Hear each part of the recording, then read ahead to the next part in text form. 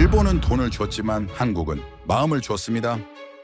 미국 저명한 교수의 이 말에 국제정치학회 전체가 발칵 뒤집혔습니다. 57조 원 대 300억 원. 40년 대 10년. 한국은 잠깐 반짝하다 사라질 나라입니다.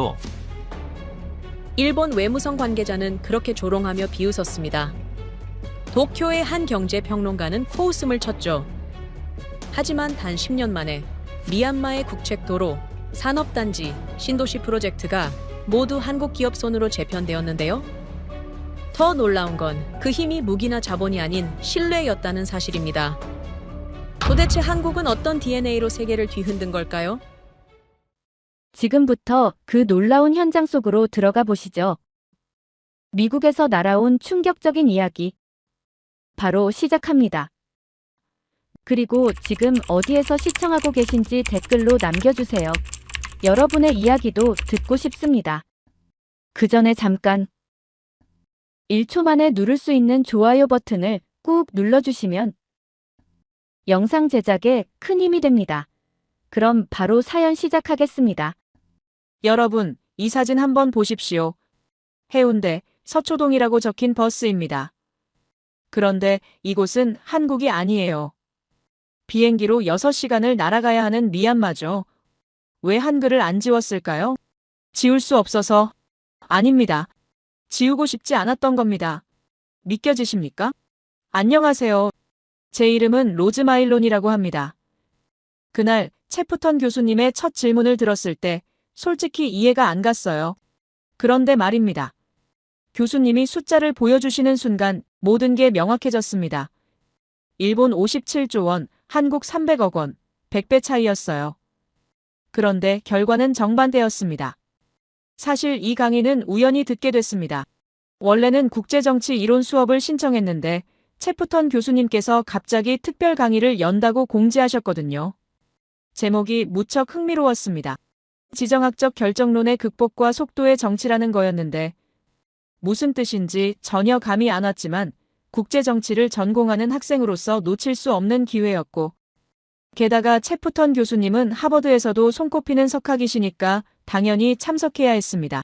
그렇게 하버드 강의실에 들어섰고 교수님이 첫 슬라이드를 띄우시는 순간 강의실 전체가 술렁거리기 시작했습니다. 화면에는 버스 한 대가 크게 떠 있었고 옆면에는 선명한 한글이 보였습니다. 해운대라는 글씨와 중앙고속이라는 회사 이름, 그리고 학생 할인이라는 문구까지 적혀 있었으며 누가 봐도 한국에서 운행하던 버스였습니다. 그런데 교수님이 말씀하셨습니다. 이곳은 미얀마 양곤의 거리라고 하시면서 미얀마는 동남아시아에 위치한 나라로 한국에서 비행기로 6시간 정도 날아가야 하는 곳이며 인구는 5천만 명이 넘고 국토 면적은 한반도의 3배가 넘는 큰 나라라고 설명해 주셨습니다. 교수님이 다음 사진들을 연달아 띄우셨습니다. 이번엔 양곤 시내 곳곳의 거리 풍경이었는데 버스들이 줄지어 달리고 있었으며 놀랍게도 70% 이상이 한글이 적힌 한국 중고버스였습니다. 부산 시내버스부터 서울광역버스 그리고 경기도 마을버스까지 다양했고 어떤 버스는 광고판까지 그대로 붙어 있었는데 심지어 정류장 노선도까지 한글로 남아있는 경우도 있었습니다. 한 학생이 손을 들고 물었습니다. 왜 한글을 지우지 않고 그대로 운행하냐고 말입니다. 교수님은 잠시 침묵하시더니 천천히 대답하셨습니다.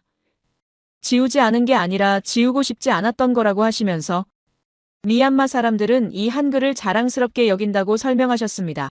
실제로 미얀마 현지에서는 한국 중고버스를 구입할 때 한글 표기가 많이 남아있을수록 가격이 더 높게 매겨진다고 하셨으며 사람들은 그 버스를 타면서 한국이라는 나라를 떠올리고 언젠가 우리도 저렇게 살 수 있을 거라고 믿는다고 덧붙이셨습니다. 버스에 적힌 한글이 단순한 글자가 아니라 희망의 상징이 된 겁니다. 솔직히 처음엔 과장이라고 생각했습니다. 버스 몇 대에 한글이 남아있다고 해서 그렇게까지 의미를 부여할까 싶었거든요. 그런데 교수님이 다음 화면을 띄우시는 순간 생각이 완전히 바뀌었습니다. 화면에는 두 개의 숫자가 아주 크게 떠올랐는데 일본 57조 원 그리고 한국 300억 원이라고 적혀 있었습니다. 교수님이 차근차근 설명하셨습니다. 일본은 1954년부터 미얀마에 전쟁 배상금을 지급하기 시작했고 그 이후로도 지속적으로 경제 원조를 이어왔으며 2013년에는 미얀마가 일본에 진 채무 57조 원 중에서 무려 33조 원을 탕감해줬다고 하셨습니다.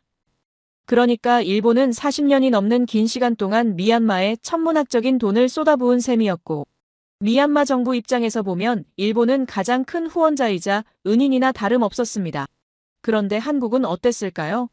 한국이 본격적으로 미얀마 개발 지원에 나서기 시작한 건 2014년부터였으며 코이카라는 한국국제협력단이 투입한 금액은 약 300억 원 수준이었다고 합니다. 일본과 비교하면 금액 차이가 거의 200배에 가까웠고 시간으로 따지면 일본이 40년을 투자한 반면 한국은 고작 10년 남짓이었습니다. 교수님이 강의실을 천천히 둘러보시며 질문을 던지셨습니다. 그렇다면 미얀마는 결국 누구를 선택했을까요? 상식적으로 생각하면 당연히 일본이어야 했습니다.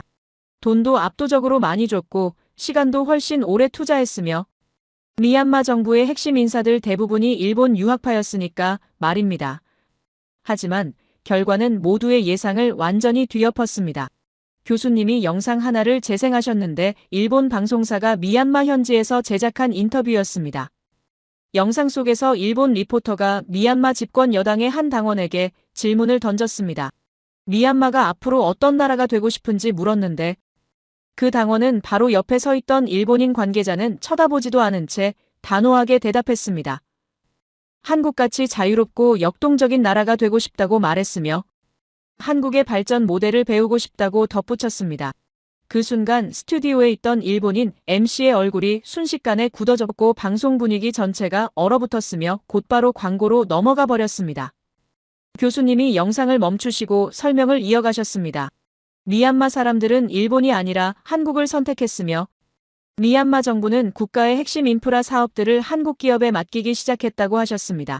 전국을 연결하는 34,000km 고속도로 마스터플랜 설계를 한국 엔지니어링 회사가 수주했고 양곤에는 여의도 면적에 달하는 거대한 산업단지를 한국토지주택공사가 건설하고 있으며 심지어 미얀마 정부는 한국의 분당이나 판교 같은 계획 신도시를 지어달라고 공식적으로 요청했다고 합니다.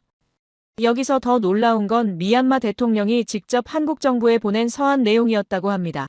교수님이 그 내용을 읽어주셨는데 우리 아이들이 K-팝을 배우고 한국 드라마를 통해 한국어를 익힐 수 있도록 문화교류 프로그램을 확대해 달라는 요청이었으며 이는 단순한 문화교류 차원이 아니라 미얀마가 국가 발전의 롤모델로 한국을 선택했다는 강력한 신호였습니다.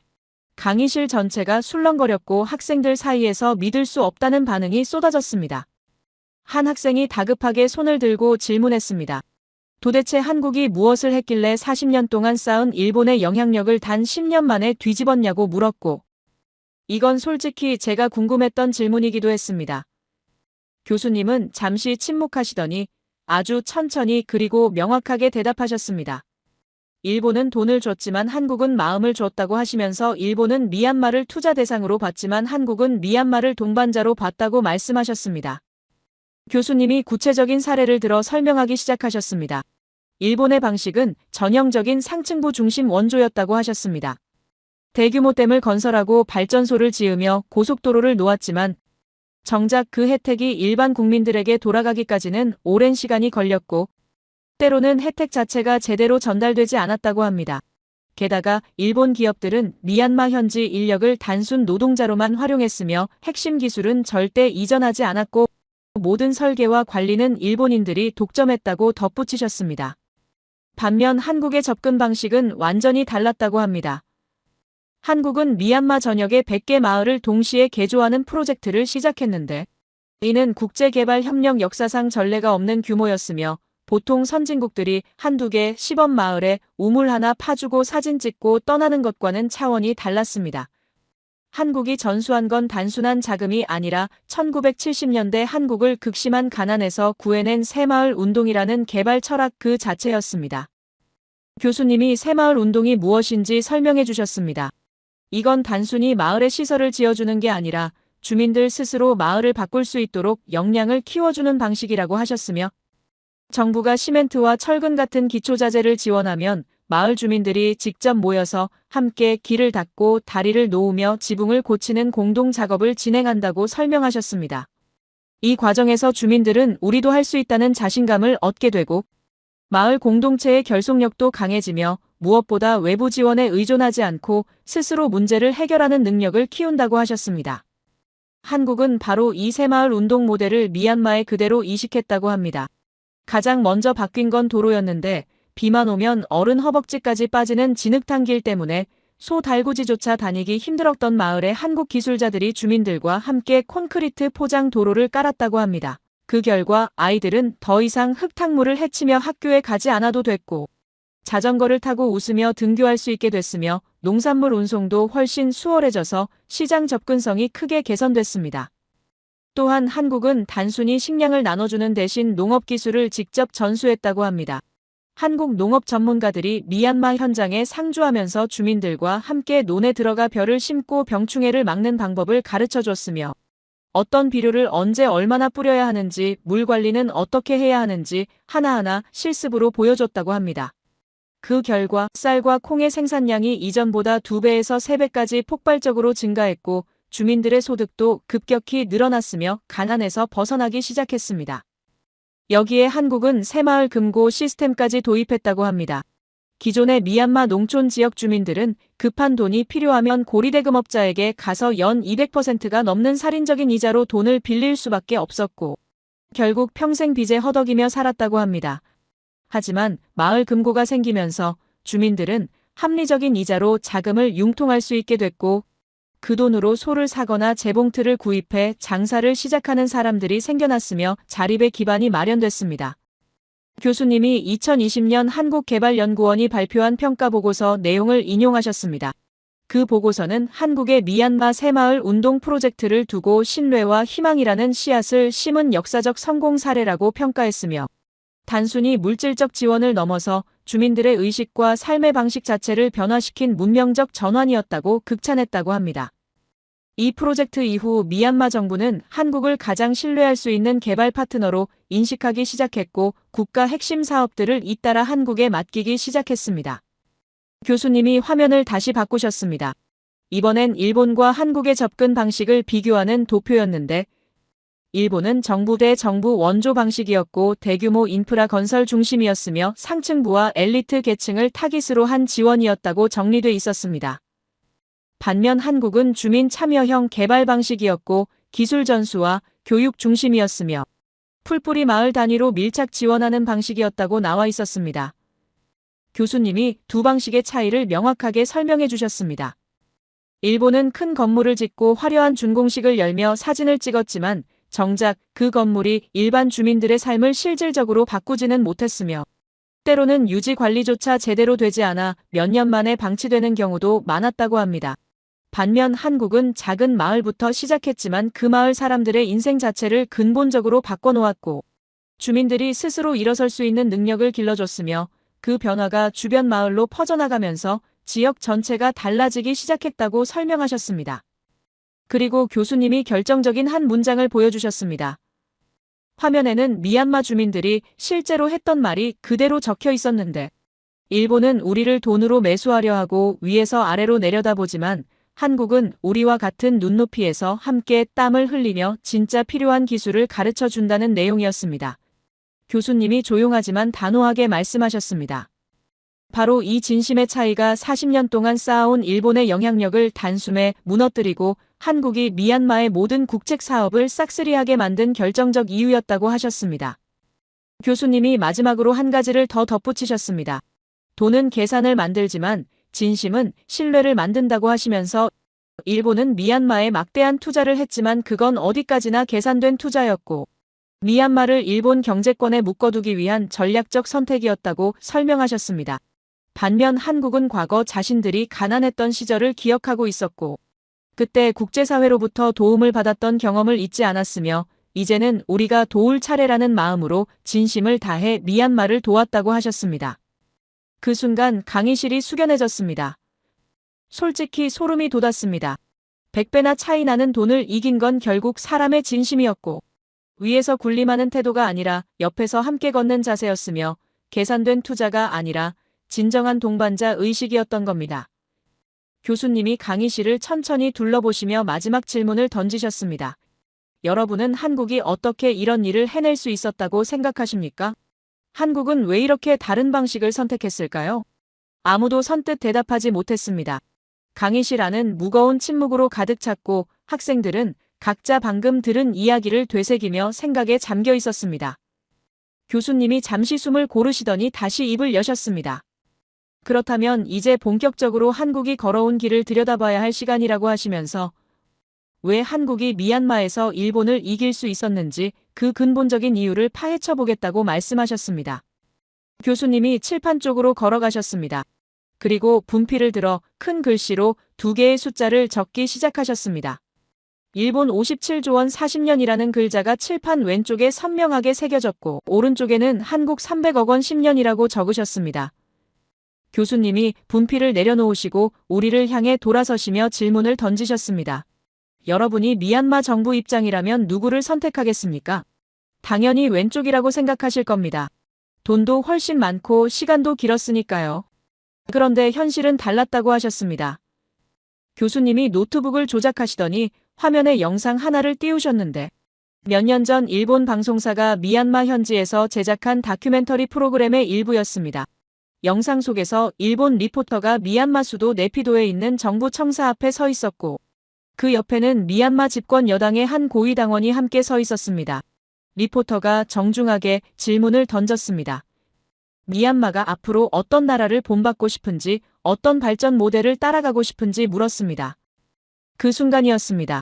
그 당원은 바로 옆에 서 있던 일본 측 관계자를 한 번도 쳐다보지 않은 채 아주 단호하고 명확하게 대답했습니다.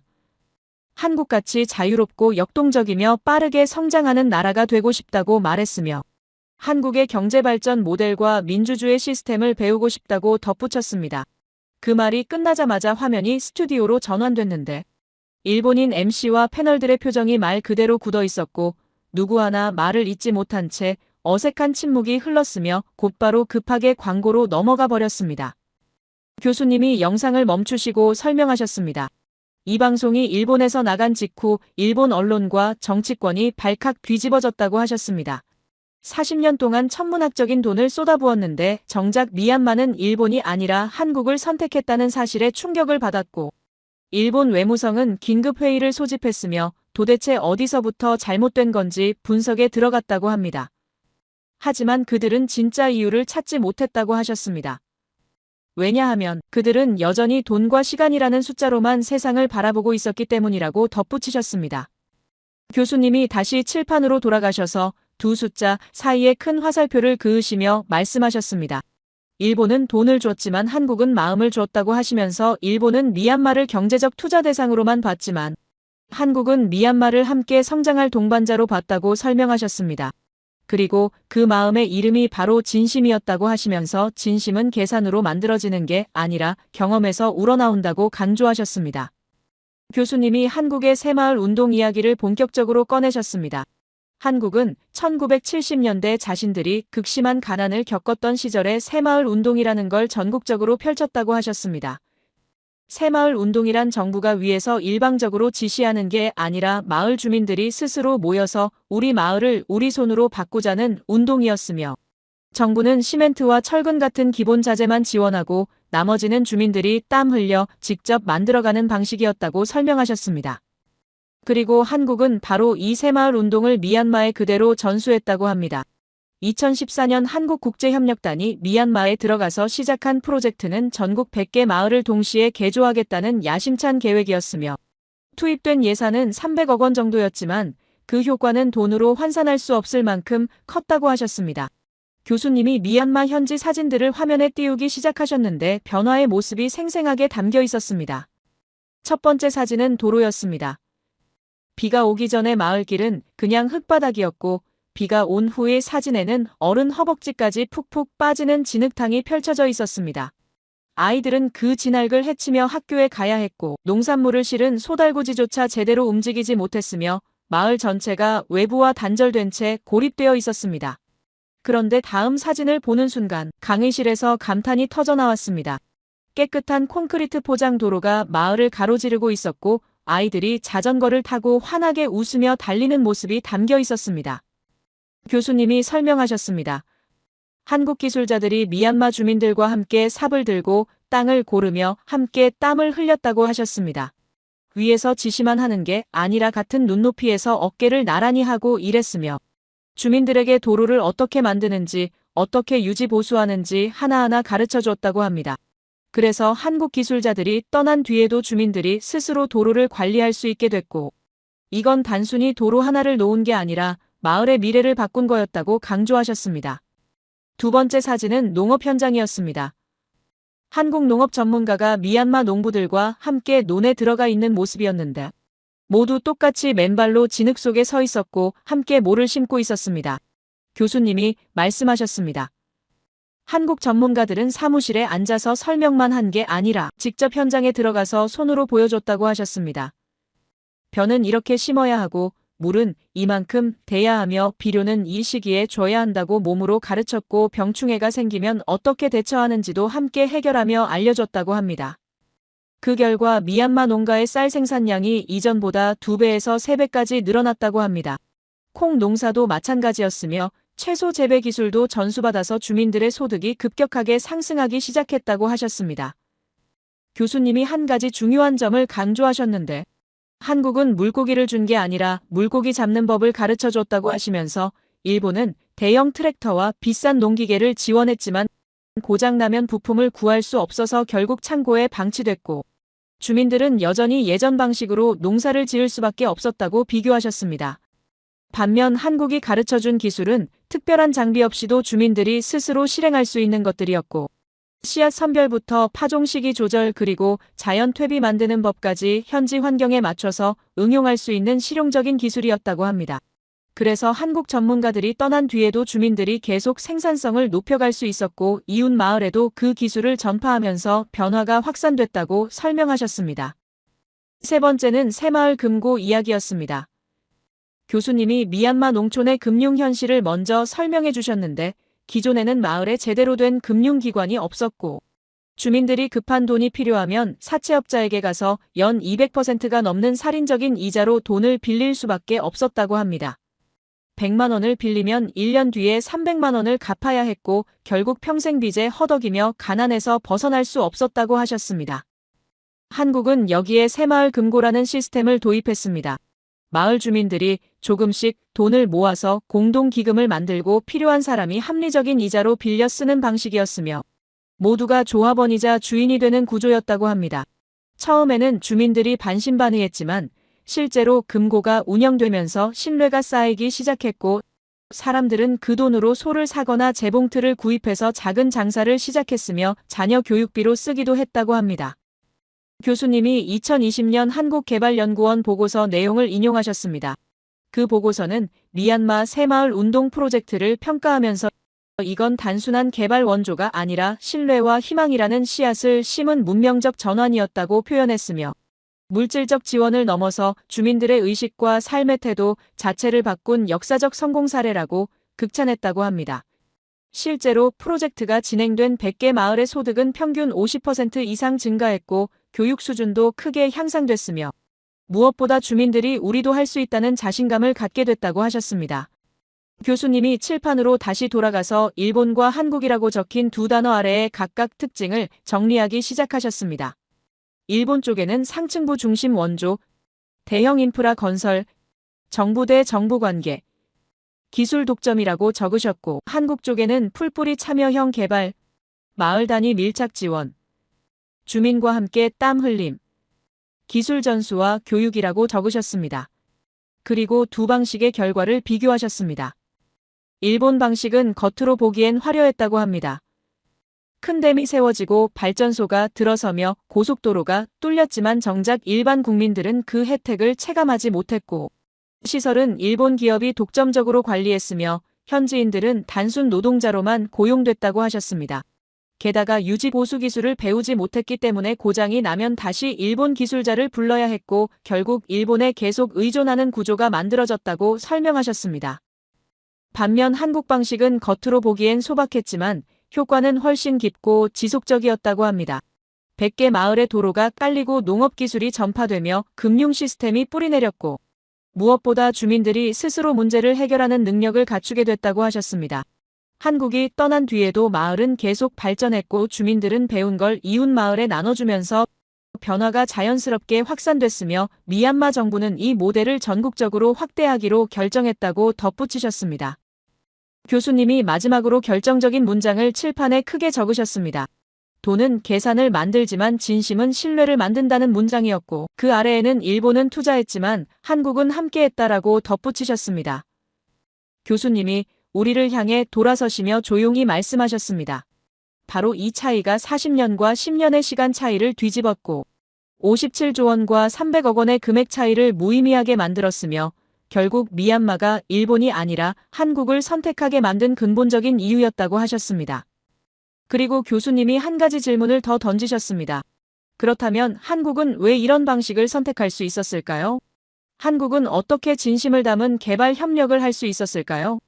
강의실이 다시 조용해졌고 학생들은 진지하게 고민하기 시작했습니다. 교수님이 천천히 대답하셨습니다. 그건 한국 자신이 과거에 똑같은 경험을 했기 때문이라고 하시면서 한국은 가난했던 시절을 기억하고 있고 그때 도움을 받았던 기억을 잊지 않았으며 이제는 우리가 도울 차례라는 마음으로 미얀마를 대했다고 설명하셨습니다. 교수님이 말씀을 이어가셨습니다. 한국이 걸어온 길을 알아야 한국이 미얀마에서 한 일을 진짜로 이해할 수 있다고 하시면서 한국이라는 나라가 어떤 고난을 겪었고 어떻게 그 고난을 이겨냈으며 그 과정에서 무엇을 배웠는지 알아야 한다고 강조하셨습니다. 그리고 바로 다음부터 그 이야기를 본격적으로 풀어가겠다고 하시며 잠시 쉬는 시간을 가지자고 말씀하셨습니다. 쉬는 시간 동안 강의실은 여전히 뜨거운 열기로 가득했습니다. 학생들은 서로 방금 들은 내용에 대해 이야기를 나눴고 누군가는 노트에 필기한 내용을 다시 읽으며 정리하고 있었으며 누군가는 스마트폰으로 미얀마 새마을 운동을 검색하고 있었습니다. 솔직히 충격이었습니다. 돈이 전부가 아니라는 걸 이렇게 명확하게 보여주는 사례가 있다니 믿기지 않았고 한국이라는 나라가 세계에서 이런 역할을 하고 있다는 사실이 새롭게 다가왔습니다. 쉬는 시간이 끝나고 학생들이 다시 자리에 앉았습니다. 교수님이 강단으로 돌아오시면서 노트북을 열고 새로운 슬라이드를 준비하셨습니다. 강의실 분위기가 달라졌습니다. 처음엔 단순히 미얀마 이야기를 듣는다고 생각했는데 이제는 뭔가 훨씬 더 큰 그림이 펼쳐질 거라는 예감이 들었고 학생들의 눈빛도 달라져 있었습니다. 교수님이 천천히 말문을 여셨습니다. 이제부터는 국제정치의 가장 근본적인 패턴 하나를 살펴보겠다고 하시면서 이 패턴을 이해해야 한국이 얼마나 특별한지 알 수 있다고 강조하셨습니다. 교수님이 칠판에 세 단어를 크게 적으셨습니다. 외면 그리고 화살표를 그으시고 축적 다시 화살표를 그으시고 복수라고 적으셨습니다. 그리고 우리를 향해 돌아서시며 말씀하셨습니다. 국제정치에는 공식이 하나 있다고 하시면서 한 나라가 외면당하고 멸시당하면 그 나라는 힘을 축적하기 시작하고 힘을 얻은 뒤에는 반드시 복수한다고 설명하셨습니다. 이건 예외가 아니라 규칙이라고 하셨고 감정의 문제가 아니라 국가 생존의 문제라고 덧붙이셨습니다. 교수님이 첫 번째 사례로 일본을 꺼내셨습니다. 1853년 미국의 페리 제독이 군함을 이끌고 일본에 나타났고 문을 열라고 강요했으며 일본은 어쩔 수 없이 개항할 수밖에 없었다고 합니다. 그 뒤 서구 열강들이 일본에게 불평등 조약을 강요했는데 관세를 마음대로 정할 수 없게 만들었고 외국인이 일본에서 죄를 지어도 일본 법으로 처벌할 수 없다는 치외법권을 요구했으며 일본을 문명화되지 않은 야만국으로 취급했다고 합니다. 일본이 느낀 굴욕은 상상을 초월했다고 하셨습니다. 1000년 넘게 독립국으로 살아온 자부심이 산산조각 났고 자신들의 운명을 스스로 결정할 수 없다는 현실이 견딜 수 없었으며 온 나라가 치욕감에 휩싸였다고 설명하셨습니다. 그래서 일본은 무엇을 했을까요? 교수님이 다음 슬라이드를 띄우셨습니다. 일본은 메이지 유신이라는 대대적인 개혁을 단행했고 서양의 기술과 제도를 받아들이며 미친 듯이 힘을 키웠다고 합니다. 그리고 일본이 힘을 얻은 뒤 무엇을 했는지 교수님이 차근차근 설명하셨습니다. 일본은 자신이 당한 방식을 그대로 주변국에 적용했다고 하셨습니다.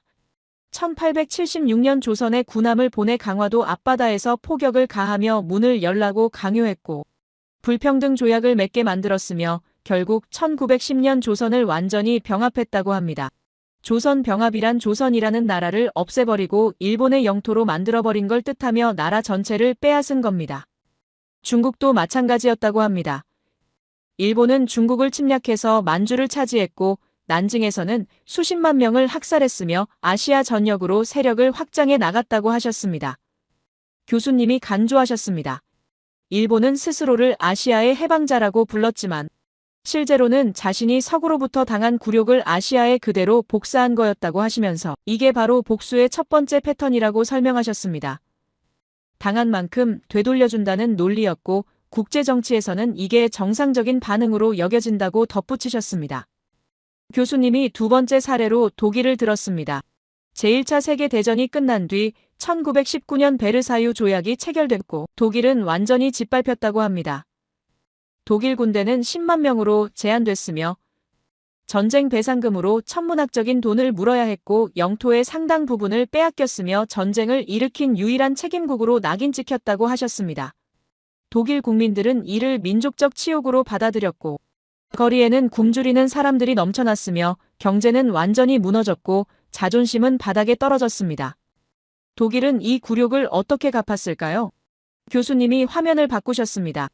독일은 기존 국제 질서로 복귀하지 않았다고 하셨습니다. 아예 질서 자체를 부정하고 뒤집어 엎기로 결정했으며 히틀러가 집권한 뒤 독일은 맹렬하게 재무장을 시작했고 주변국을 하나씩 점령해 나갔으며 결국 제2차 세계대전을 일으켰다고 합니다. 전 유럽을 전쟁의 불구덩이로 몰아넣었고 수천만 명이 목숨을 잃었으며 세계 전체가 폐허가 됐습니다. 교수님이 말씀하셨습니다.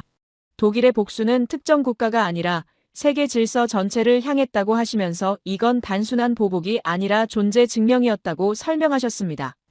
우리를 이렇게 취급한 세상을 완전히 뒤엎어버리겠다는 의지였고 그 의지는 전쟁으로 표출됐으며 국제정치에서 굴욕당한 나라의 분노가 얼마나 무서운 결과를 낳는지 보여주는 사례라고 강조하셨습니다. 강의실이 숙연해졌고 학생들은 숨죽이며 들었습니다. 세 번째 사례는 러시아였습니다. 1991년 소련이 붕괴된 뒤 러시아는 철저히 외면당했다고 합니다.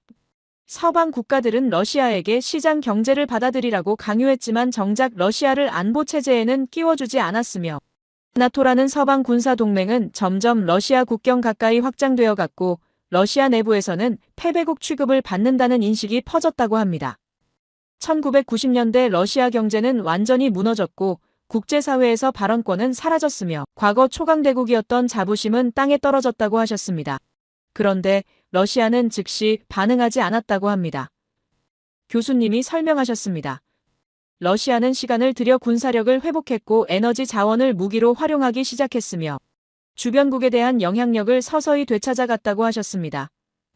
복수를 서두르지 않았지만 절대 잊지 않았으며 이걸 전략적 인내라고 부른다고 덧붙이셨습니다. 그리고 러시아는 기회가 왔을 때 단호하게 움직였다고 합니다. 2014년 크림반도를 병합했고 주변국들에 대한 영향력을 강화했으며 서방이 만들어 놓은 질서에 정면으로 도전하기 시작했다고 하셨습니다. 교수님이 강조하셨습니다. 러시아의 복수는 느렸지만 집요했고 잊은 척했지만 실제로는 모든 걸 기억하고 있었으며 힘을 되찾는 순간 과거의 굴욕을 반드시 갚겠다는 의지를 행동으로 옮겼다고 설명하셨습니다. 네 번째 사례는 중국이었습니다. 1840년 아편 전쟁 이후 중국은 반식민지로 전락했고 서구 열강들이 중국 땅 곳곳에 조차지를 만들어 마음대로 지배했으며 불평등 조약이 강요됐다고 합니다. 중국은 이 시기를 100년의 치욕이라고 부르며 절대 잊지 않는다고 하셨습니다. 중국 지도자들은 이 치욕을 국가 정체성으로 만들었고 국민들에게 끊임없이 가르쳤으며 우리는 과거로 돌아가서는 안 된다고 간조했다고 합니다. 그리고 중국이 힘을 키운 뒤 어떻게 했는지 교수님이 설명하셨습니다. 중국은 직접적인 충돌을 피했다고 하셨습니다. 대신 경제력으로 영향력을 확장했고 기술력으로 격차를 줄여 나갔으며 외교적으로 기존 열강의 지위를 천천히 잠식해 들어갔다고 합니다. 1대1로라는 거대한 프로젝트로 아시아와 유럽과 아프리카를 연결했고 수많은 나라들이 중국에 경제적으로 의존하게 만들었으며 군사력도 무섭게 키워서 이제는 미국조차 함부로 대할 수 없는 나라가 됐습니다. 교수님이 말씀하셨습니다. 중국은 칼을 들지 않았지만 시간을 들었다고 하시면서 중국의 복수는 가장 느리지만 가장 완벽하며 100년 전 자신들을 멸시했던 나라들이 이제는 중국 눈치를 보게 만들었다고 설명하셨습니다. 이게 바로 복수의 네 번째 패턴이라고 하시면서 복수는 반드시 전쟁일 필요가 없고 때로는 경제와 기술과 시간으로도 충분히 가능하다고 덧붙이셨습니다. 교수님이 칠판으로 돌아가셔서 아까 적었던 세 단어를 다시 가리키셨습니다. 외면 축적 복수라는 공식 말입니다. 그리고 그 아래에 굵은 글씨로 이렇게 적으셨습니다. 복수는 정상이다라고 말입니다. 교수님이 우리를 향해 천천히 말씀하셨습니다. 국제정치에서 외면당한 나라는 반드시 복수한다고 하시면서 일본도 그랬고 독일도 그랬으며 러시아도 그랬고 중국도 그랬다고 강조하셨습니다. 이건 도덕의 문제가 아니라고 하셨습니다. 국가 생존의 문제라고 하시면서 한 나라가 멸시당하면 국민 전체가 굴욕감을 느끼고 그 굴욕감은 세대를 넘어 전해지며 힘을 얻는 순간 반드시 갚으려 한다고 설명하셨습니다. 역사를 보면 예외가 거의 없다고 하셨고 힘을 얻은 나라 중에서 복수하지 않은 경우를 찾기가 오히려 어렵다고 덧붙이셨습니다. 강의실 안 학생들이 고개를 끄덕이기 시작했고 모두가 이 공식을 받아들이는 분위기였습니다. 교수님이 잠시 침묵하셨습니다. 그리고 천천히 다음 질문을 던지셨습니다. 그렇다면 이 공식이 가장 강하게 적용돼야 했던 나라는 어디일까요? 가장 처참하게 외면당했고 가장 철저히 멸시당한 나라 말입니다. 교수님이 화면을 바꾸셨고 전쟁으로 폐허가 된 도시 사진이 떴습니다. 건물은 무너져 있었고 사람들은 폐허 속에서 살고 있었으며 아이들은 맨발로 거리를 헤매고 있었습니다. 교수님이 말씀하셨습니다. 대한민국이라고 하시면서 1953년 전쟁이 끝난 뒤 한국은 지구상에서 가장 가난한 나라 중 하나였다고 설명하셨습니다. 1인당 국민 소득이 $70 정도였는데 이건 당시 아프리카 최빈국보다도 낮은 수준이었고 전쟁으로 모든 게 파괴됐으며 산업 기반은 전혀 없었고 자원도 없었으며 기술도 없었다고 합니다. 유엔이 원조 식량을 보냈고 미국이 군사 지원을 했지만 그걸로는 살아남기조차 버거웠다고 하셨습니다. 더 심각한 건 국제사회의 태도였다고 합니다. 교수님이 구체적인 사례들을 들기 시작하셨습니다. 1955년 인도네시아 반둥에서 아시아 아프리카 29개 국가가 모여 역사적인 회의를 열었는데 이건 비동맹 운동의 시작이었고 제3세계 국가들이 목소리를 내는 중요한 자리였다고 합니다. 그런데 한국은 거기에 초대조차 받지 못했다고 하셨습니다. 아예 고려 대상이 아니었다는 뜻이며 존재 자체를 인정받지 못한 겁니다. 1960년대 한국 대통령이 동남아시아 국가들을 순방하려고 했는데 필리핀이 방문을 거절했다고 합니다. 공식적인 이유는 대통령 일정상 어렵다는 거였지만 실제 의미는 명확했다고 하셨습니다. 지금 만날 필요가 없다는 뜻이었고 우선순위가 아니라는 의미였으며 한국은 상대할 가치가 없는 나라로 취급받은 겁니다. 교수님이 말씀하셨습니다. 외교에서 거절당한다는 건 단순히 일정이 안 맞는 게 아니라고 하시면서 너희는 중요하지 않다는 선언이나 다름없다고 설명하셨습니다.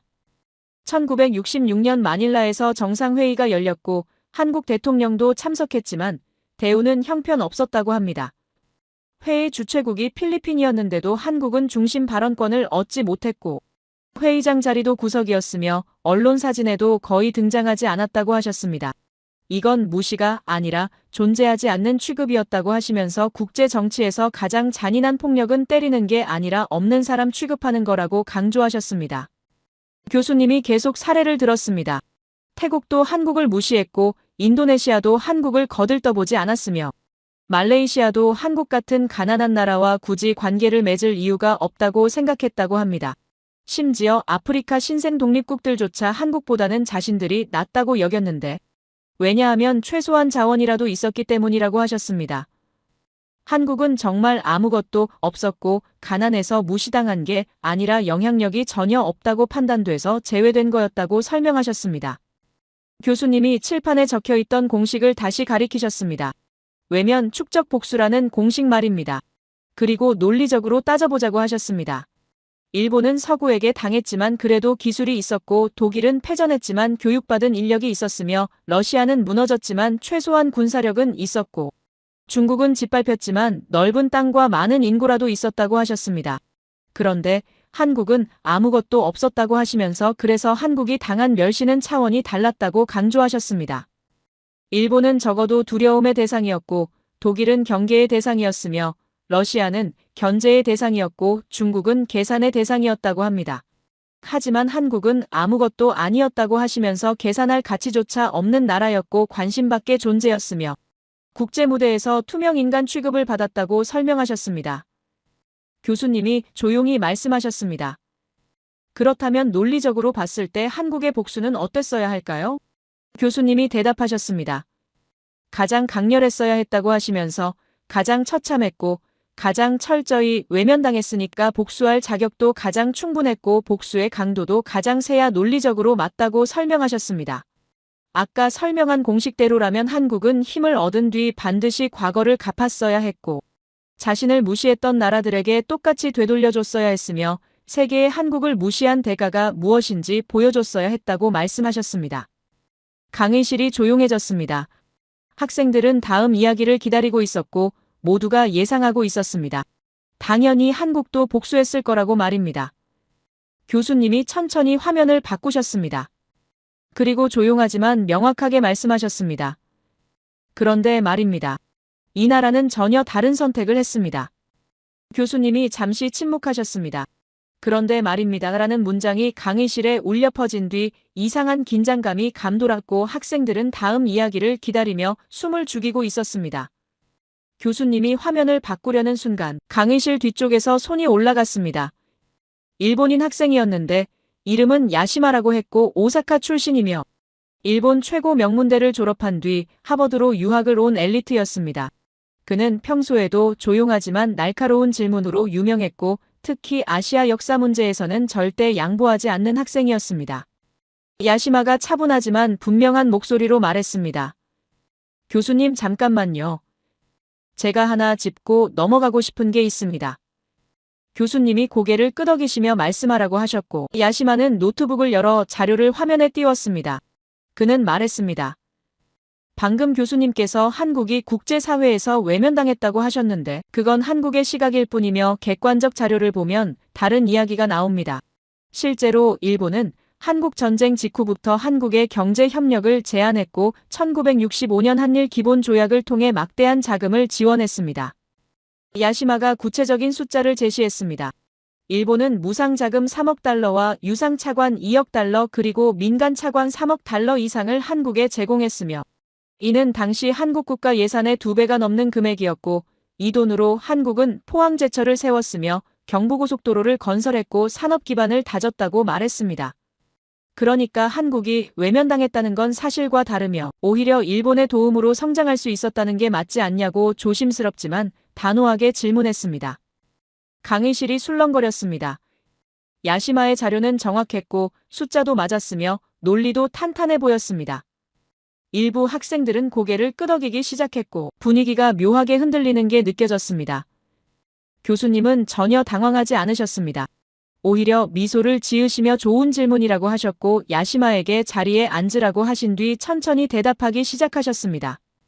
교수님이 말씀하셨습니다. 야시마 학생이 제시한 자료는 사실입니다.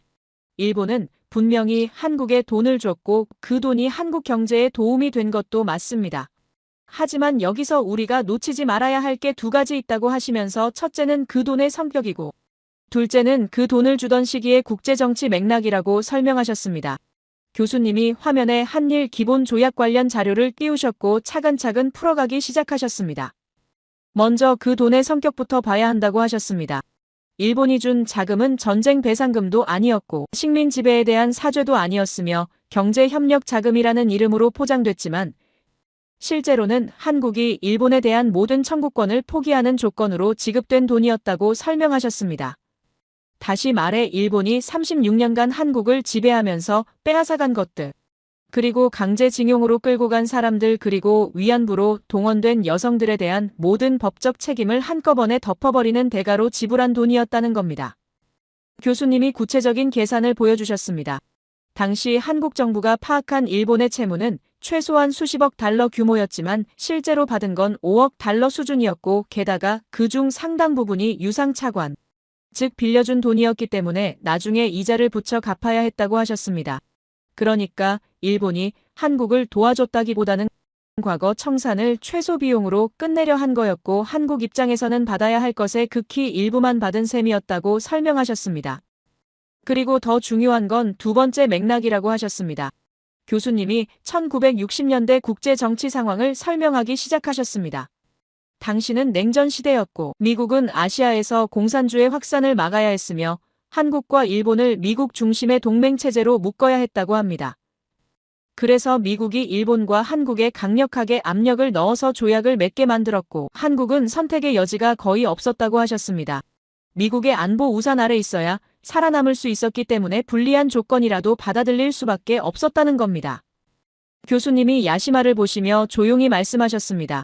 그러니까 일본이 한국에 돈을 준 건 맞지만 그게 순수한 호의였다고 보기는 어렵고 오히려 과거를 최소 비용으로 정리하려는 전략적 선택이었으며 미국의 압력 속에서 이뤄진 거래였다고 하시면서 한국이 그 돈으로 성장한 건 사실이지만 그건 한국이 그 돈을 잘 활용했기 때문이지 일본이 특별히 잘해줘서가 아니라고 덧붙이셨습니다. 야시마는 표정이 굳어졌지만 아무 말도 하지 않았습니다. 교수님이 말씀을 이어가셨습니다. 그리고 더 중요한 건 한일 기본조약 이전의 시기라고 하시면서 1950년대 한국이 겪은 멸시는 조약과는 별개의 문제라고 간주하셨습니다.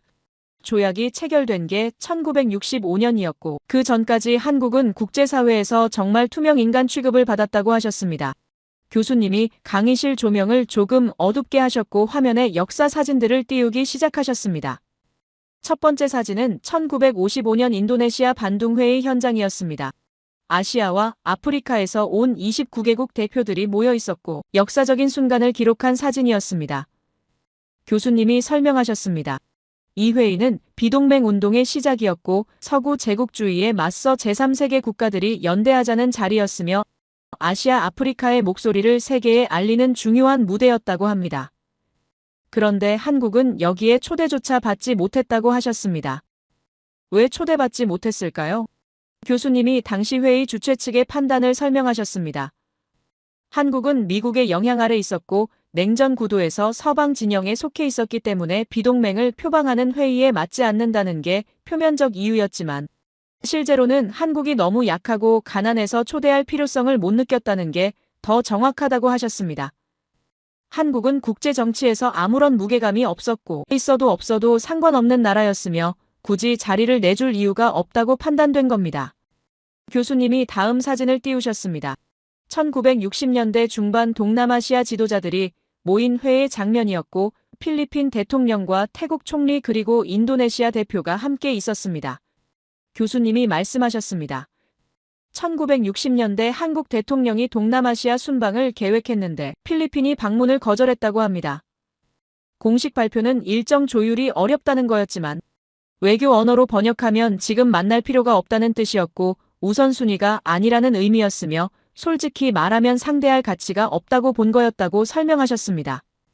당시 필리핀은 한국보다 훨씬 잘 사는 나라였다고 합니다. 1인당 국민소득도 한국의 2배 이상이었고 영어를 공용어로 쓰며 미국과 긴밀한 관계를 유지하고 있었으며 동남아시아에서 가장 영향력 있는 나라 중 하나였다고 하셨습니다.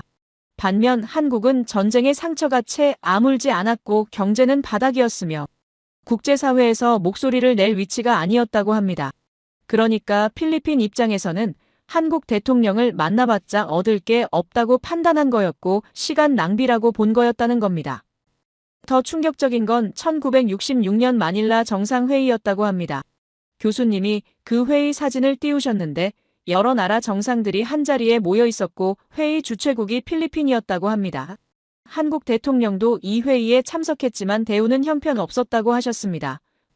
회의장 좌석 배치를 보면 한국은 구석 자리였고 주요 의제 논의에서 발언 기회가 거의 주어지지 않았으며 공식 사진을 찍을 때도 뒤쪽 끝자리에 서 있었다고 합니다. 교수님이 강조하셨습니다. 이건 단순한 좌석 배치 문제가 아니라고 하시면서 국제 외교에서 좌석 순서와 발언 순서, 그리고 사진 위치는 그 나라의 위상을 정확히 보여주는 지표라고 설명하셨습니다. 한국은 회의에 참석은 했지만 주인공이 아니었고 의견을 물어볼 대상이 아니었으며 그냥 숫자 채우기용으로 온 나라 취급을 받은 거였다고 하셨습니다. 이게 바로 존재를 지운다는 의미라고 하시면서 때리는 게 아니라 없는 사람처럼 대하는 게 가장 잔인한 폭력이라고 덧붙이셨습니다. 야시마가 다시 손을 들었습니다. 그의 목소리는 여전히 차분했지만 약간 방어적으로 들렸습니다. 교수님, 그런데 그건 당시 한국의 경제력과 국력이 약했기 때문 아닙니까? 국제정치는 현실주의적이고 힘이 없으면 대우받지 못하는 게 당연한 거 아닙니까? 교수님이 고개를 끄덕이셨습니다. 맞습니다. 국제정치는 냉혹하고 힘이 없으면 무시당하는 게 현실이라고 하시면서 그래서 제가 지금 설명하는 겁니다.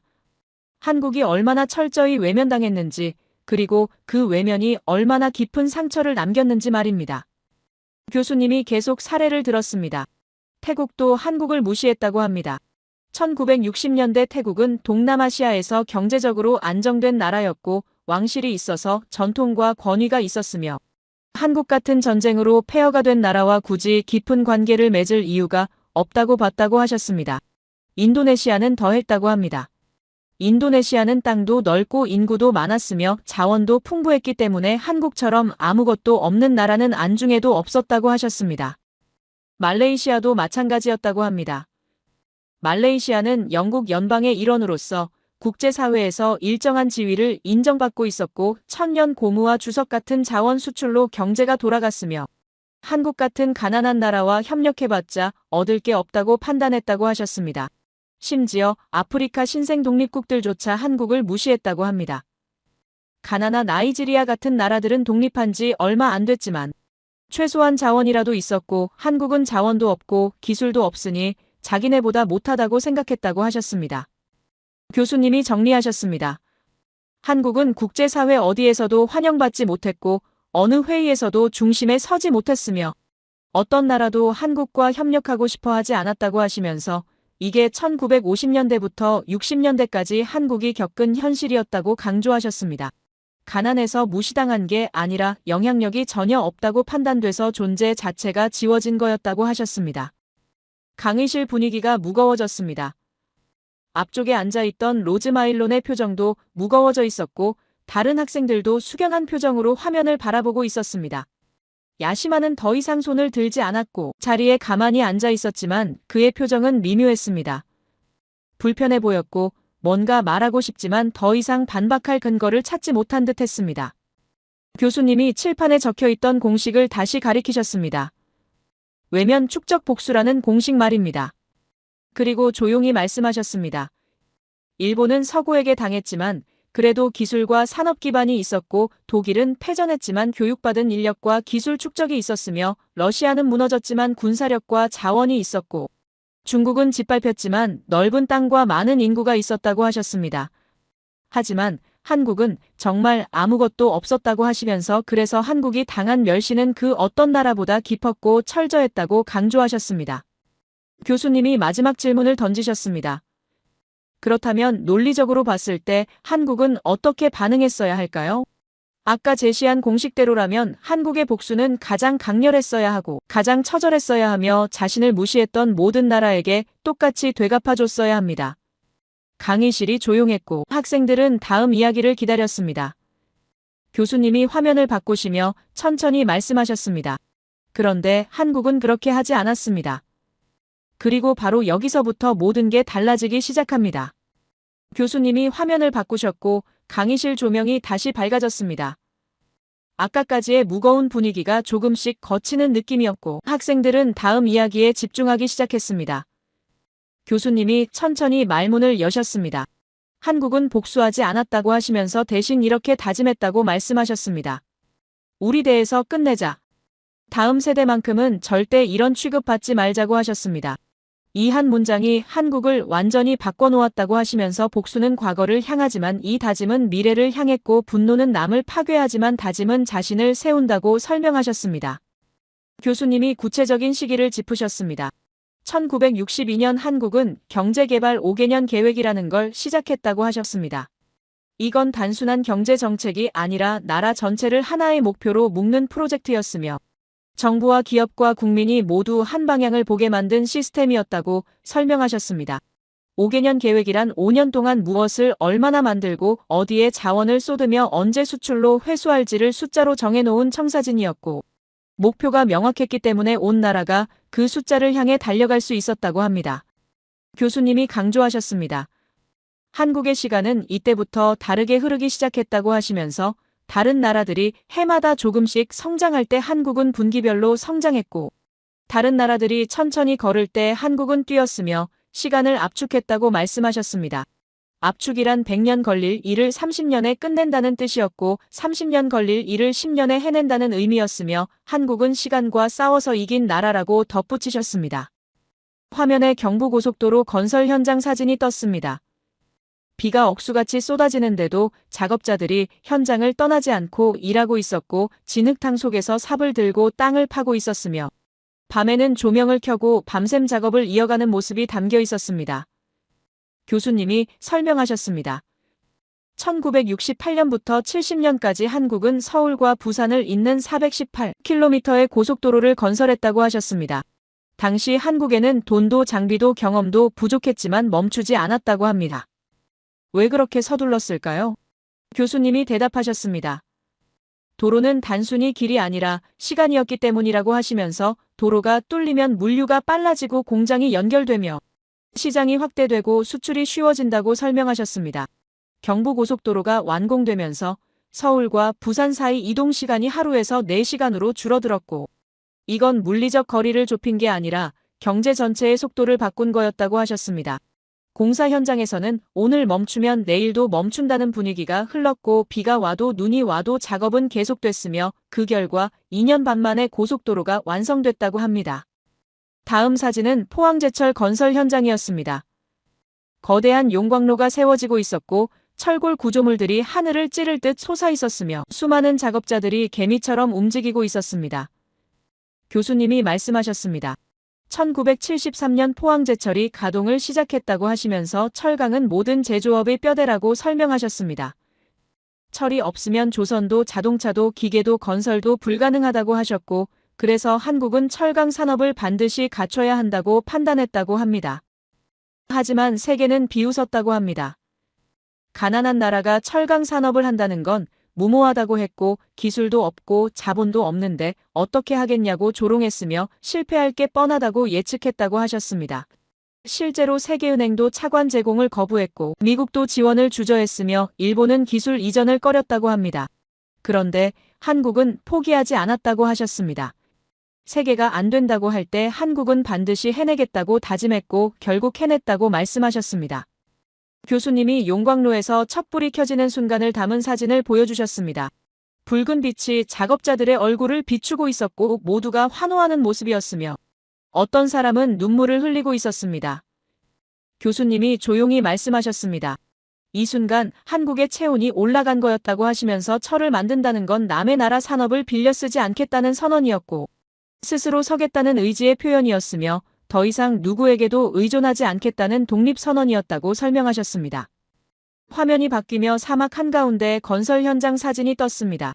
1970년대 중동이었고 한국 노동자들이 횃불을 켜고 밤에 작업하는 모습이었으며 낮 기온이 50도를 넘는 사막에서 땀을 뻘뻘 흘리며 일하는 장면이 담겨 있었습니다. 교수님이 설명하셨습니다. 1970년대 후반 석유 파동 이후 중동에서 대규모 인프라 수요가 폭증했고 한국은 기업과 인력을 대거 투입했다고 합니다. 중동 건설은 한국에게 단순한 해외 사업이 아니라 생존 통로였다고 하셨습니다. 낮에는 너무 더워서 쉬고 밤에 일했다고 합니다.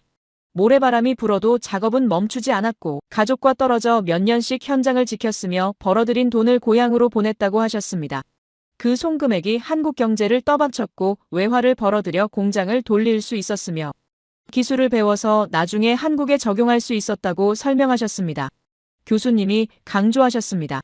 이 사람들은 영웅이라고 불리지 않았지만 진짜 영웅이었다고 하시면서 사막에서 흘린 땀이 한국을 일으켜 세웠다고 말씀하셨습니다.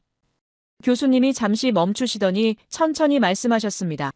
여기서 우리가 주목해야 할 게 하나 있다고 하시면서 한국이 이렇게 할 수 있었던 건 단순히 열심히 일해서가 아니라고 설명하셨습니다. 한국 사람들에게는 특별한 정신이 있었다고 하셨고 그 정신의 뿌리는 역사 속 조상들로부터 이어져 내려온 거였다고 말씀하셨습니다. 교수님이 화면을 바꾸시며 한국 역사를 간략히 짚으셨습니다. 한국은 역사적으로 수없이 많은 침략을 받았다고 합니다. 북쪽에서는 대륙 세력이 내려왔고 동쪽에서는 일본이 침입했으며 한반도는 늘 강대국들 사이에 끼어 있었다고 하셨습니다. 하지만 한국은 살아남았고 문화를 지켰으며 언어를 잃지 않았고 정체성을 유지했다고 합니다. 이게 가능했던 이유는 위기가 올 때마다 한국인들은 더 강해졌기 때문이라고 하셨습니다. 교수님이 구체적으로 설명하셨습니다.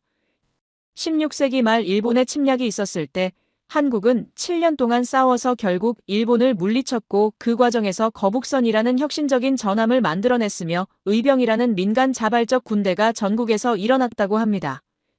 17세기 초 대륙에서 침략이 왔을 때도 한국은 끝까지 저항했고 비록 굴복했지만 문화와 정체성만큼은 지켜냈으며 오히려 그 경험을 통해 더 강한 민족 의식을 키웠다고 하셨습니다. 이런 역사가 한국인의 DNA에 새겨졌다고 합니다. 위기가 오면 무너지는 게 아니라 더 강해지고 어려움이 닥치면 포기하는 게 아니라 방법을 찾으며 절망적인 상황에서도 희망을 만들어내는 능력이 대대로 전해져 내려왔다고 하셨습니다. 교수님이 강조하셨습니다. 그래서 20세기 한국이 전쟁의 폐허 속에서도 일어설 수 있었던 거라고 하시면서 조상들로부터 물려받은 이 정신이 있었기에 가능했다고 말씀하셨습니다. 그리고 이 정신은 단순히 과거의 유산이 아니라 현재도 살아 숨쉬고 있다고 하셨습니다. 오늘날 한국뿐만 아니라 전 세계 대부분의 나라들이 이런 생각을 갖고 있다고 하셨습니다. 나라가 망하면 안 된다는 마음, 기술이 무너지면 안 된다는 절박함, 꾸준히 성장해야 한다는 의지 말입니다. 이런 생각은 누구나 할 수 있지만 그걸 실제로 행동으로 옮기고 국가 전체가 하나로 움직이게 만든 건 한국이 처음이었다고 하셨습니다. 교수님이 설명을 이어가셨습니다. 한국은 위기를 기회로 바꾸는 능력이 탁월하다고 하시면서 이건 우연이 아니라 역사 속에서 배운 생존 전략이라고 말씀하셨습니다. 전쟁이 끝나고 폐허만 남았을 때 다른 나라 같았으면 절망했겠지만 한국은 이제 시작이라고 생각했고 아무것도 없다는 건 모든 걸 새로 만들 수 있다는 뜻으로 받아들였으며 바닥부터 다시 쌓아 올리는 걸 두려워하지 않았다고 합니다. 국제사회에서 무시당했을 때도 마찬가지였다고 합니다. 다른 나라 같았으면 주저앉았겠지만 한국은 더 강해지겠다고 다짐했고 인정받지 못한다면 인정받을 수 있는 나라를 만들겠다고 결심했으며 외면당한 기억을 분노가 아니라 연료로 삼았다고 하셨습니다. 이게 바로 한국이 다른 나라와 다른 점이라고 하시면서 위기가 오면 더욱 강해지고 힘이 배가 되는 민족이라고 강조하셨습니다. 그리고 이런 나라가 미얀마를 도울 때 어떤 마음이었을지 생각해 보라고 하셨습니다. 한국은 미얀마를 단순한 원조 대상으로 보지 않았고 과거의 자신을 보았으며 우리도 저랬었다는 공감이 있었고 우리가 도와야 한다는 책임감이 있었다고 합니다. 그래서 한국은 돈만 주는 게 아니라 함께 땀을 흘렸고 기술만 가르치는 게 아니라 마음을 나눴으며 미얀마 사람들을 아래로 내려다본 게 아니라 옆에서 함께 걸었다고 말씀하셨습니다. 교수님이 다시 미얀마 새마을 운동 현장 사진을 띄우셨습니다. 한국 전문가와 미얀마 주민이 함께 논에 들어가 모를 심고 있었고 한국 기술자와 미얀마 청년이 함께 도로를 닦고 있었으며 모두가 똑같이 땀을 흘리고 있었습니다. 교수님이 조용히 말씀하셨습니다. 이게 한국의 DNA가 미얀마로 전수되는 순간이었다고 하시면서 한국이 조상들로부터 물려받은 정신을 이제 다른 나라와 나누고 있는 거라고 설명하셨습니다. 강의실이 숙연해졌습니다. 로즈마일론을 비롯한 학생들은 깊은 감동에 빠져 있었고 어떤 학생은 눈시울이 붉어져 있었으며 야시마조차 고개를 숙이고 생각에 잠겨 있었습니다. 교수님이 말씀을 이어가셨습니다. 하지만 이게 전부가 아니라고 하시면서 한국의 진짜 이야기는 지금부터라고 말씀하셨습니다. 1970년대까지 한국은 가난에서 벗어나기 위해 달렸고 1980년대부터는 완전히 다른 게임이 시작됐다고 하셨습니다. 교수님이 화면을 세계 지도로 바꾸셨고 한국의 위치에 빨간 점이 찍혀 있었습니다. 그리고 그 점에서 선들이 뻗어나가며 전 세계로 연결되는 애니메이션이 재생됐습니다. 교수님이 말씀하셨습니다. 1980년대부터 게임이 바뀌기 시작했다고 하시면서 한국은 더 이상 따라가는 나라가 아니라 새로운 길을 만드는 나라가 됐고 모방하는 나라가 아니라 도전하는 나라가 됐으며 살아남는 나라가 아니라 세계를 바꾸는 나라가 되기 시작했다고 설명하셨습니다. 첫 번째 사례는 조선산업이었습니다. 교수님이 대형 선박 건조 현장 사진을 띄우셨고 거대한 배가 건조대 위에 놓여 있었으며 수많은 용접공들이 불꽃을 튀기며 작업하고 있었습니다. 교수님이 설명하셨습니다. 1970년대부터 한국은 조선업에 뛰어들었다고 하셨습니다. 조선업은 기술과 자본과 시간이 모두 필요한 고난도 산업이었고 한 척을 만드는데 수천 개의 부품과 수백 명의 인력이 투입되며 납기를 하루라도 어기면 계약이 취소되고 품질에 문제가 생기면 회사 전체가 무너질 수 있는 위험한 사업이었다고 합니다. 당시 일본은 세계 조선 산업을 지배하고 있었다고 합니다. 일본 조선소들은 기술력과 경험에서 압도적이었고 세계 시장 점유율이 50%를 넘었으며 한국이 끼어들 여지가 없어 보였다고 하셨습니다. 그런데 1970년대 후반부터 상황이 달라지기 시작했다고 합니다. 세계 경제가 침체되면서 선박 수요가 급감했고 조선업 전체가 불황에 빠졌으며 수익성이 크게 떨어졌다고 하셨습니다. 일본은 어떻게 했을까요? 교수님이 설명하셨습니다. 일본은 조심스러워졌다고 하시면서 수익성 낮은 대형 선박 건조를 줄이고 고부가 가치 틈새 시장에 집중하기로 결정했으며 위험을 피하고 안전한 영역을 선택한 거였다고 말씀하셨습니다. 이건 합리적인 판단이었고 일본 기업 입장에서는 당연한 선택이었다고 하셨습니다. 하지만 한국은 정반대로 갔다고 합니다. 한국은 일본이 피한 싸움에 전부를 걸었다고 합니다. 대형 선박 건조에 올인했고 초대형 유조선과 컨테이너선 시장을 공략했으며 가격 경쟁력과 납기 준수로 승부를 걸었다고 하셨습니다. 불황이었지만 한국 조선소들은 설비 투자를 멈추지 않았고 기술 개발을 계속했으며 인력 양성에 집중했다고 합니다. 세계가 무모하다고 했지만 한국은 멈추지 않았고 결국 2000년대 들어서면서 주도권이 완전히 이동했다고 하셨습니다. 교수님이 그래프를 보여주셨습니다. 1980년대 일본이 세계 1위였고 한국은 한참 뒤에 있었지만 2000년대 들어서 한국이 일본을 추월했고 2010년대에는 격차가 더 벌어졌으며 지금은 한국이 세계 조선 시장의 40% 이상을 차지하고 있다고 하셨습니다. 특히 고부가 선박인 LNG 운반선과 초대형 컨테이너선 시장에서는 한국이 70% 이상을 장악하고 있다고 덧붙이셨습니다. 교수님이 강조하셨습니다. 일본은 계산했고 한국은 밀어붙였다고 하시면서 일본은 위험을 피했고 한국은 위험에 뛰어들었으며 결과적으로 주도권은 위험을 감수한 쪽으로 넘어갔다고 설명하셨습니다. 교수님이 칠판에 큰 글씨로 적으셨습니다. 대체 불가능은 전략적 자산이라고 말입니다. 그리고 설명하셨습니다. 한국은 이제 많이 만드는 나라가 아니라 어려운 걸 만드는 나라가 됐다고 하시면서 초대형 LNG 운반선은 한국 아니면 못 만들고 최첨단 메모리 반도체는 한국 없이는 생산이 불가능하며 세계 경제가 한국 없이는 돌아가지 않는 구조가 만들어졌다고 강조하셨습니다. 그리고 한국은 여기서 멈추지 않았다고 합니다. 1986년 한국은 아시안 게임을 개최했고 이건 단순한 스포츠 대회가 아니라 국가 운영 능력을 세계에 보여주는 시험대였다고 하셨습니다. 개발도상국이 가장 두려워하는 건 경기 결과가 아니라 대회 운영 실패였고 교통혼란이나 시설 문제가 생기면 국가 이미지 전체가 무너질 수 있었다고 합니다. 하지만 한국은 완벽하게 해냈고 세계는 놀랐다고 하셨습니다. 그리고 2년 뒤인 1988년 한국은 서울올림픽을 개최했습니다. 교수님이 88 서울올림픽 개막식 사진을 띄우셨고 잠실 주경기장에 오륜기가 펄럭이고 있었으며 수만 명의 관중이 환호하는 모습이 담겨 있었습니다. 교수님이 조용히 말씀하셨습니다.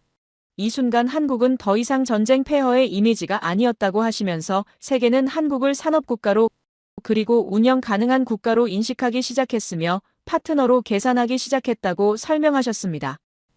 교수님이 강조하셨습니다.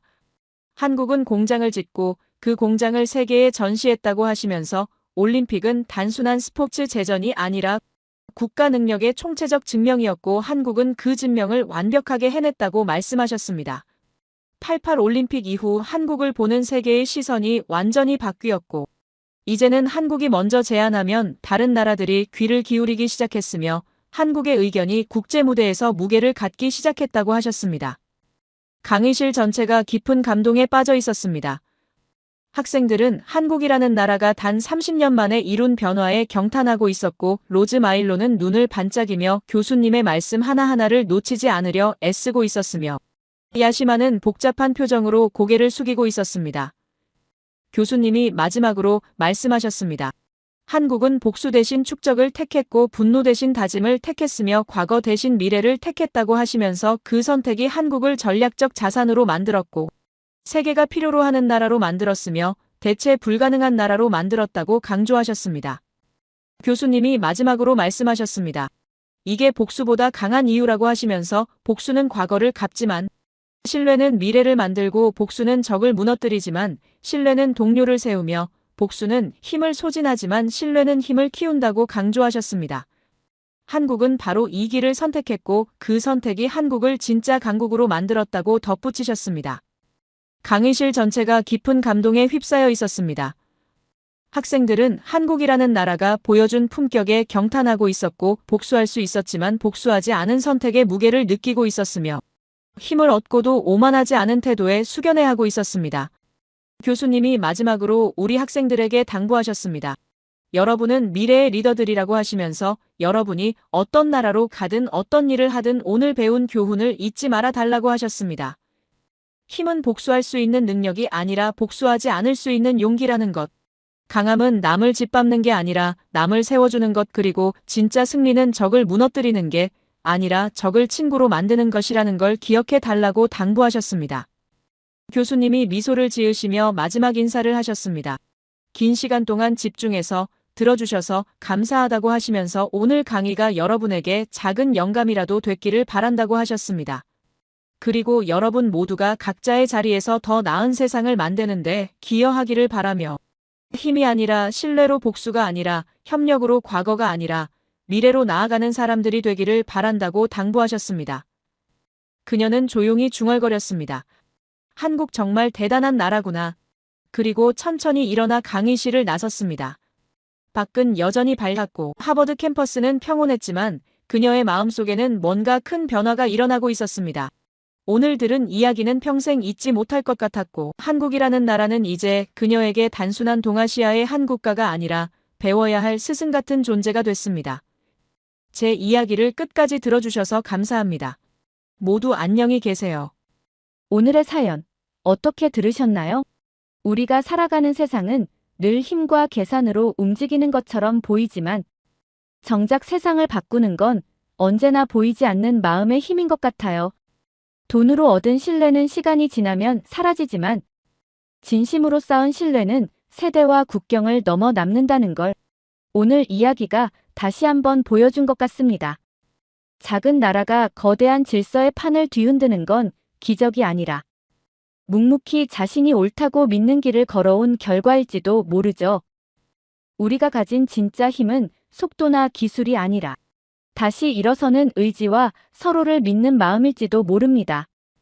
결국 세상은 강한 자가 이기는 곳이 아니라 끝까지 포기하지 않는 사람이 이기는 곳일지도 모르겠네요. 이제 남은 질문은 하나뿐입니다. 다음은 우리가 어떤 신뢰를 남길 차례일까요? 여러분의 생각을 아래 댓글에 남겨주세요. 그리고 감동적인 사연을 주변 사람들과 공유하고 함께 이야기 나눠보세요. 마지막으로 1초밖에 걸리지 않는 구독과 좋아요, 알림 설정은 영상 제작에 큰 힘이 됩니다. 지금까지 감동을 담아 여러분께 진심을 전하는 감동담기였습니다. 오늘 하루도 행복한 하루 보내세요.